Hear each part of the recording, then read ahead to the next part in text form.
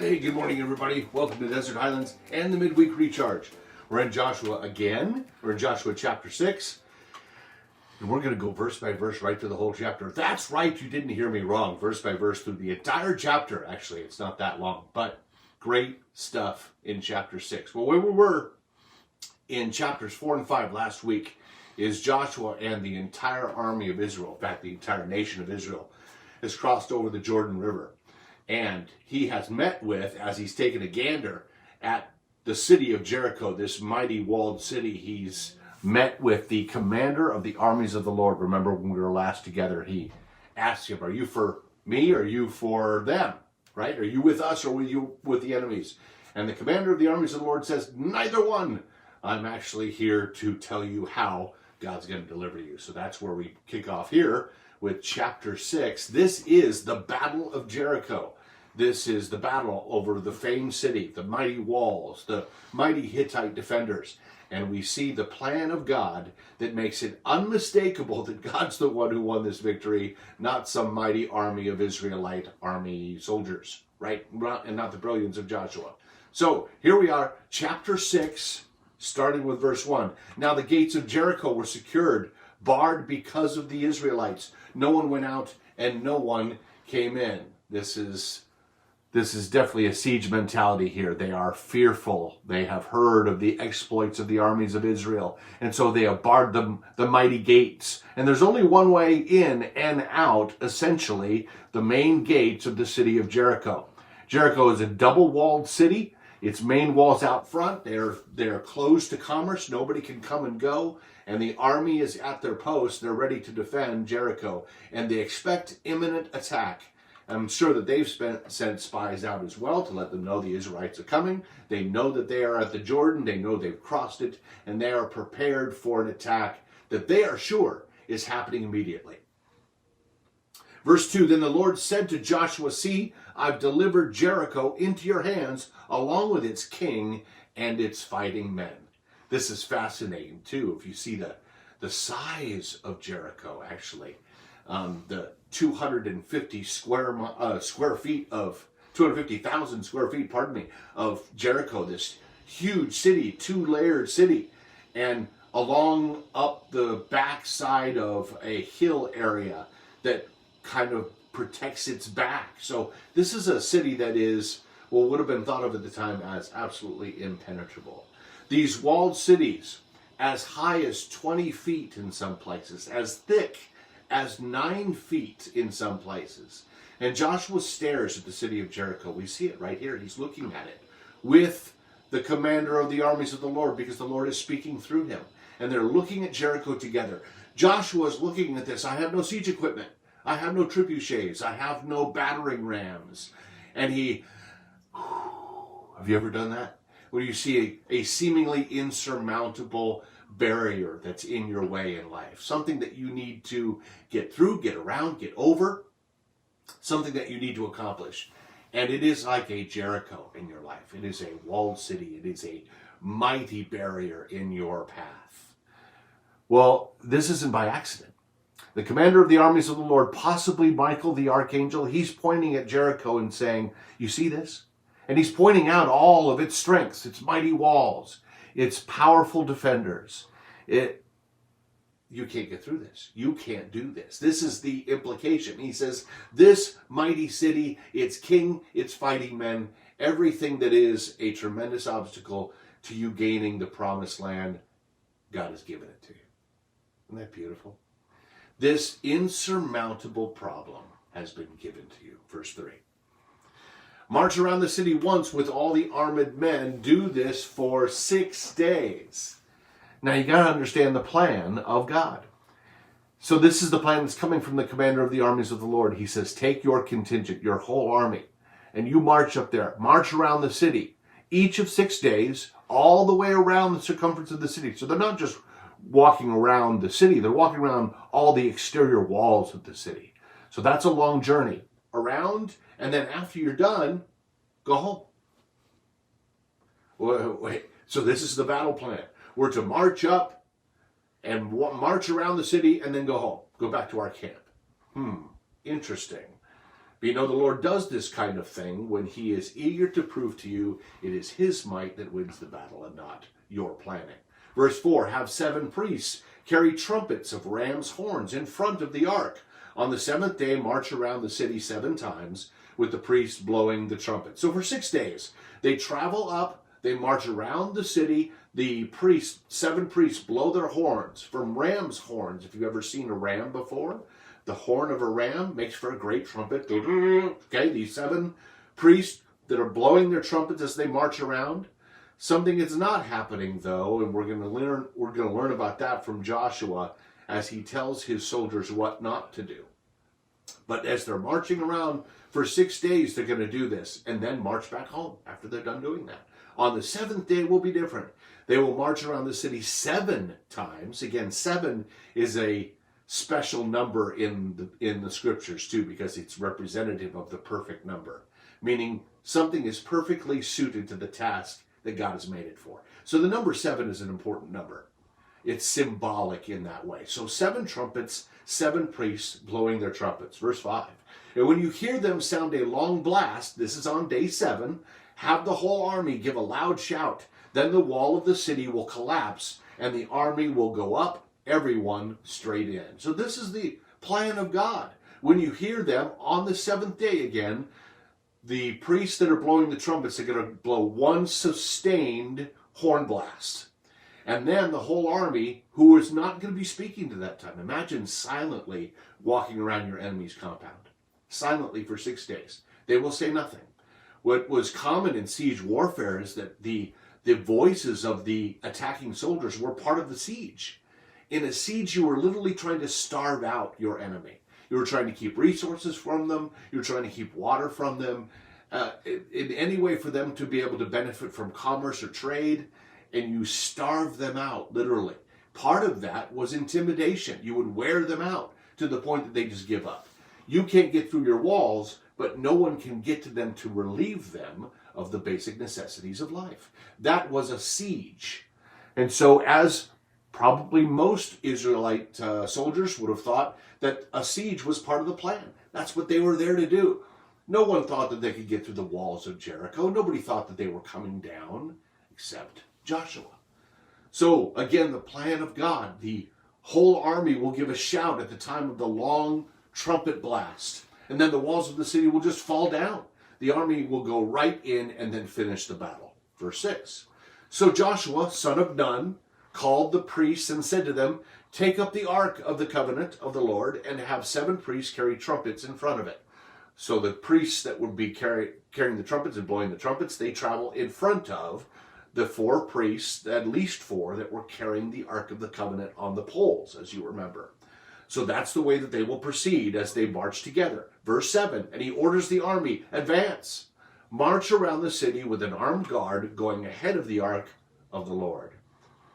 So he sends his soldiers on ahead. There were soldiers, a contingent will march in front of the trumpeters, and then the trumpeters will march in front of the ark will march in front of the rear guard, the rest of the soldiers. So this is the group that will march up to Jericho and will march around the great city. For 6 days, one time around, the priests continually blowing their trumpet horns, not a sustained blast like day 7, but continually, one time after another, blowing those horns.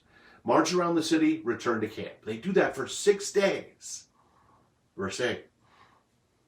And when Joshua had spoken to the people, the 7 priests carrying the 7 trumpets before the Lord went forward, blowing their trumpets, and the ark of the Lord's covenant followed them. So Joshua finally gives the order. It's time to march on Jericho. It's funny how you can see the expectations change for all the people involved. The Israelite soldiers must have been chomping at the bit. Finally, we've crossed the Jordan. We have crossed into the promised land. And this city has been given to us. We don't know how we're going to do it because we haven't been shared this. It's in all likelihood that Joshua was the one who had the entire plan, all the details of the plan. Maybe some of his generals had part of the plan, but the rank and file soldier didn't. So their expectations is interesting as to what they were possibly thinking. That first day, I bet they were all gung-ho. We're ready to go and take the city. We're going to take this city and destroy it, this pagan city before the Lord. We're gung ho, we're ready. And so off he sends them. March, he says. Let's go. Verse 9, the armed guard marched ahead of the priests who blew their trumpets, and the rear guard followed the ark. And all this time the trumpets were sounding constantly. In siege warfare, part of the mentality was to be creating a lot of unnerving noise. But of course, what Joshua has said to his soldiers is wait for the seventh day before you use your mouth. Don't shout. Don't mock. Don't intimidate. Don't laugh maniacally. Don't do anything like that that's normally involved in siege warfare. Because a lot of this is a mental attack on those who are in the city. It's to intimidate them. Because the ultimate goal is to get them to surrender. Knowing that they can't possibly escape the city becomes their prison rather than their salvation. That's the siege mentality. But of course, we're going to see something happen dramatically different. That the fearfulness of the people inside Jericho is going to change. And of course, the arrogant expectation of the soldiers outside with each day is going to change. You can imagine as they're marching around the city each day and not stopping to attack, they're simply going home.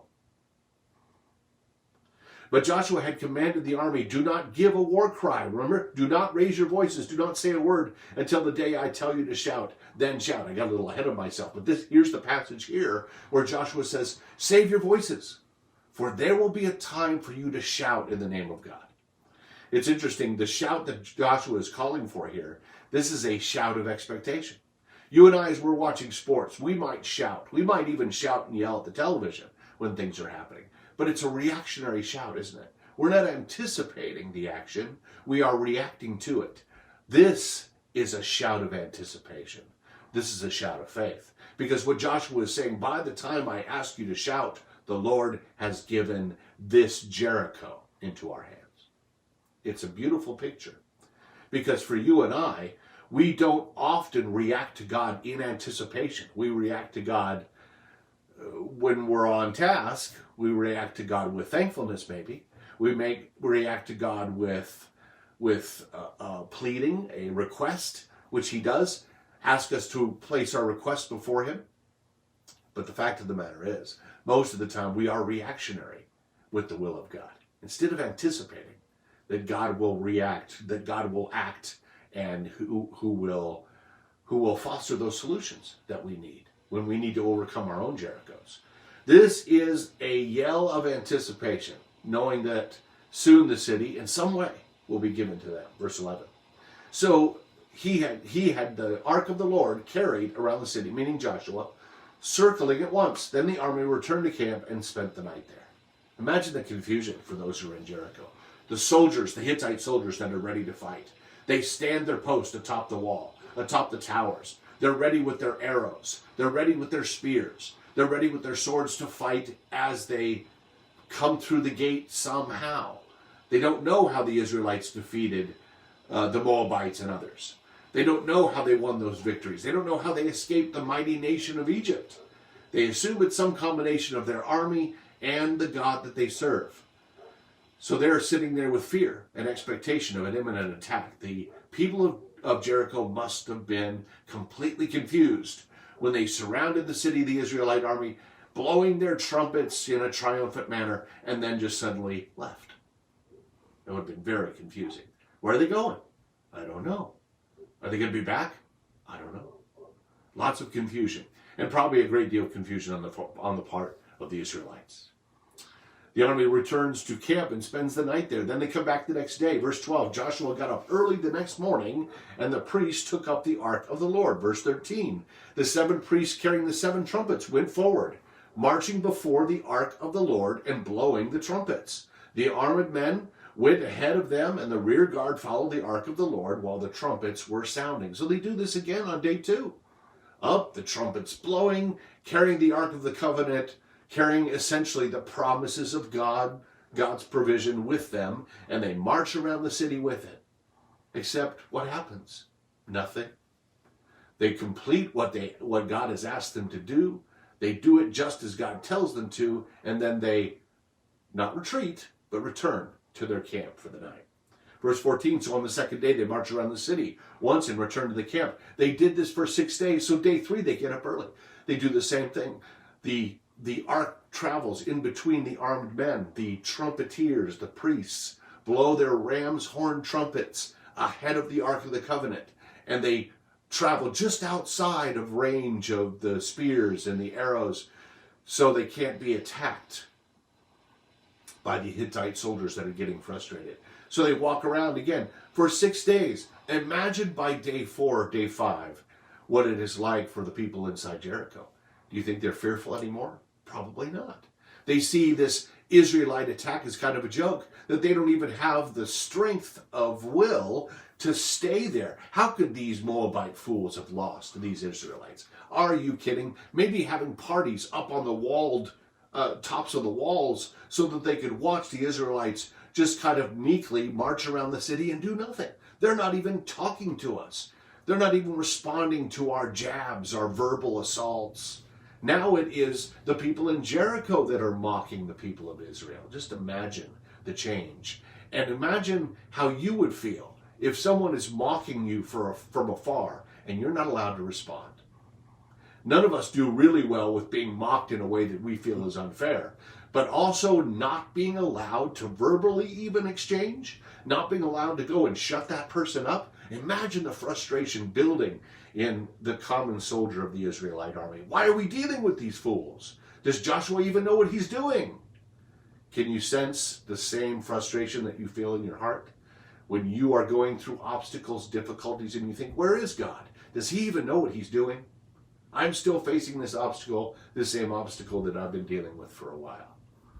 Well, we all have Jerichos in our life, and sometimes the way to get around or over or to ignore or to overcome comes with an odd battle plan. Verse 15, on the 7th day, they got up at daybreak.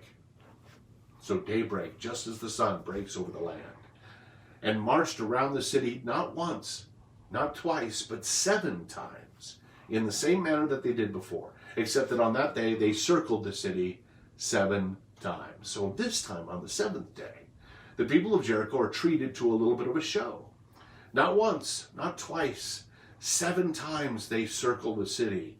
There must have been laughter, mockery, enjoyment on the part of the Israelites, on the Israelites on part of the people of Jericho, as they looked out, saw this performance, but no attacking. Even Joshua might have been feeling the frustration because he had to still wait upon the Lord. On the 7th time around, when the priests sounded the trumpet blast, I can't talk today, Joshua commanded the army, shout. So all of the frustration building to that moment, it is a shout of anticipation, as I said before.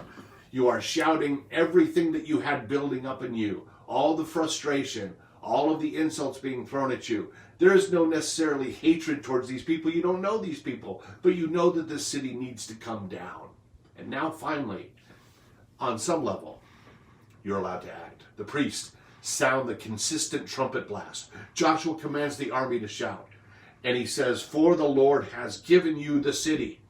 That must charge them up, right? We're going to go win this. We're going to go defeat this monster army, this terrible city walled up and kept from us. Verse 17, the city and all that is in it are to be devoted to the Lord.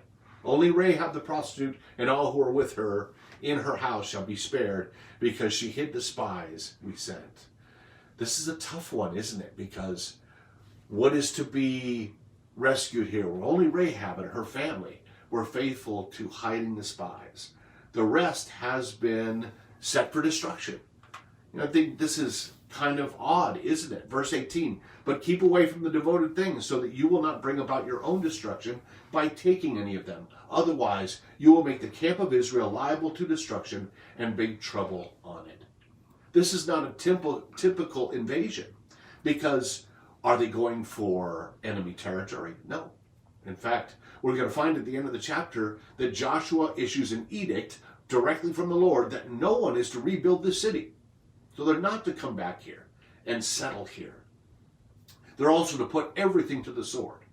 Every animal, every person, every man, woman, and child, male, female, doesn't matter. All will be put to the sword and destroyed. And the spoils, there will be no spoils. It was common practice in the ancient world that soldiers were not typically high paid for what they were doing on behalf of their nation, but they were allowed to enjoy the spoils of victory. So they were allowed to whatever they could carry, they would scoop up, they would take for themselves. Often you had even conflicts between soldiers over the spoils that they would find, or they would divide it up afterwards. But these spoils are not available to the soldiers of the army of Israel. And in fact, we'll find out here that precious metals will belong to the Lord, but that's the only thing that they will take. Everything alive will be destroyed. And for you and I, that makes us recoil just a little bit. Wait, this seems cruel, doesn't it? This seems overly harsh. But the hint of why is included here in verse 18. So that you will not bring about your own destruction. Remember the people of Israel when they were slaves in Egypt, what God's direction to them was. Not to copy either the religion or the ways of the Egyptian people, because they were terribly depraved. The way that they describe the Canaanite people in the books of Exodus, Leviticus, it's a terribly depraved people. And first and foremost, the depravity that is happening in Jericho is a small example of the sexual depravity that's happening throughout the entire land of Canaan. And I won't go into gory details there, just to say that there was any kind of sexual activity was allowed, was perfectly acceptable. And a lot of it was done as rituals unto their gods, their religious rituals. As depraved as you could possibly be. And what does God say? I want you to destroy this. God has set it apart for destruction. There is no actual relationship that the Israelites have with these people. So there is no hatred or animosity. But God says they have been judged and they must be destroyed. And you aren't to take anything out of that, so we don't bring about your own destruction. So that you do not compromise yourselves with their ways. Remember, he issued the same thing when they were captives in Egypt. And then when they were brought out from slavery in Egypt, they were told not to copy the culture, the religion of the Egyptians. The Canaanites were worse. Their own culture was so depraved. And you can look over history. When mighty empires fall, friends, what you will find is you will find a common element in their cultural behavior. And that's with sexuality. Because sexuality becomes more and more and more and more in its various forms, more and more permissible. And it seems to show how those nations, they're not conquered from the outside.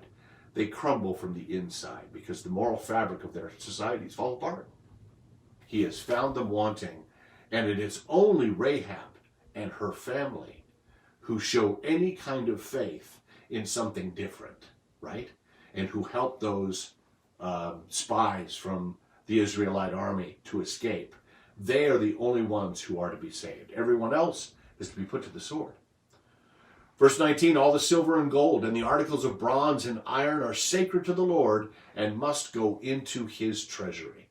So even that would have been spoils of war for the soldiers of the Israelite army, they go into the treasury of the Lord. So they are the first offerings to God's treasure. It belongs to the entire nation of God's people now, not just individual soldiers. Verse 20, when the trumpet sounded, the army shouted, and at the sound of the trumpet, when the men gave a loud shout, the walls collapsed. I bet you, friends, that no one was more shocked than the Israelite army soldiers themselves. To see the walls crumble, and you know it wasn't the sound of the trumpets, and you know it wasn't the sound of your voices. You don't have that kind of power. And these thoughts are going through their minds as they charged straight in. So everyone charged straight in and they took the city. The words there denote, in the Hebrew, they tend to say that this was relatively easy once the walls fell down. But imagine the total fear of the people inside. Even the hardened professional Hittite soldiers that certainly were not the numbers that were outside the gates of Israelite soldiers. So maybe just the numbers themselves would have made for an easy victory. But God has guaranteed this entire thing. He has set up the battle plan. He has set up the timing. and the shock of the walls crumbling in on themselves. In fact, you could visit those Jericho walls today. The modern-day city of Jericho surrounds the ruins of the old city of Jericho. In fact, they are said by most anthropologists to be some of the oldest built walls in the entire world that are still standing. Now, you don't have the full-size city. You have just a few ruins. But there are at that site today, the ruins of the city of Jericho. It's fascinating that you can actually go and visit these actual sites that the Bible tells us about. I'm looking forward to one day being able to do that. I have not been able to so far. So the walls collapsed. The soldiers charge in, and it is apparently a fairly easy victory. What's also very interesting, friends, is anthropologists who have excavated this site, what they've found is evidence of a stockpile of grain and food, and also evidence that there was a natural flow of water included inside the city. What the Israelite people could not possibly have known, and what Joshua couldn't have known, but of course God did, that any kind of siege would have failed. Because at the time, they had just taken up harvest. They had gathered a huge amount of food, and that natural source of water behind the walls of Jericho would have meant that they could have sustained themselves, the people of Jericho, far longer than the army that was trying to siege them outside. What happens when the people inside the city can last longer than the sieging army outside? The siege fails. So Israel couldn't possibly have known that. But God did. And the way to defeat them was not some standard siege. See how God takes this in a way where he guarantees that no Israelite soldier, not even Joshua himself, could say, my plan defeated mighty Jericho. Now it will inspire fear to the other Canaanite city-states. They will see what is done. They will credit the Israelite army, and maybe some to Jehovah God, but they will react in fear. They will react in fear because of that. But the conquering, the win, is not just the Israelite army. It is the plan of God and his mighty power. So they take the city mighty, or rather easily, once the walls come down. Verse 21, they devoted the city to the Lord and destroyed with the sword every living thing in it. Just as God said, this was for destruction. So it does not corrupt my people, he says. Men and women, young and old, cattle, sheep, and donkeys. You would have thought, what's wrong with taking even the animals? But he said even the animals needed to be sacrificed, maybe even just symbolically, to show that everything, not compromising in any way, that city of depravity must be destroyed. Verse 22, Joshua said to the two men who had spied out the land, go into the prostitute's house and bring her out and all who belong to her in accordance with your oath to her. So Joshua tells the two spies, go and find Rahab, find their family, and bring them out. Verse 23. So the young men who had done the spying went in and brought out Rahab and her father and her mother, her brothers and sisters, and all who belonged to her. Remember the deal, they were hiding in Rahab's house. She would have sequestered them, got them there, and kept them there for the duration of the time that the Israelites were attacking the city of Jericho. They brought out her entire family and put them in a place outside the camp of Israel. Verse 24, then they burned the whole city and everything in it. But they put the silver and gold and the articles of bronze and iron into the treasury of the Lord's house. Verse 25. But Joshua spared Rahab the prostitute with her family and all who belonged to her because she hid the men Joshua had sent as spies to Jericho. Rahab said it herself that she had a healthy fear of the Hebrew God. It wasn't just simply, I'm seeing the Israelites as being powerful and I want to be on the right side. Maybe part of her motivation was that, but she mentions God at the outset.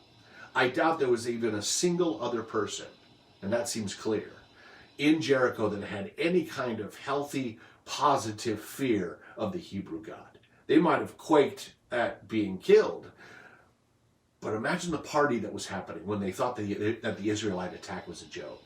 Just imagine. We don't hear that in the scriptures, but it's obvious through human nature that it's likely the way they would have responded. But not Rahab, not her family. And they are saved because of her attitude. And she lives among the Israelites to this day. Isn't it interesting? Not only did they save her, but they took her in.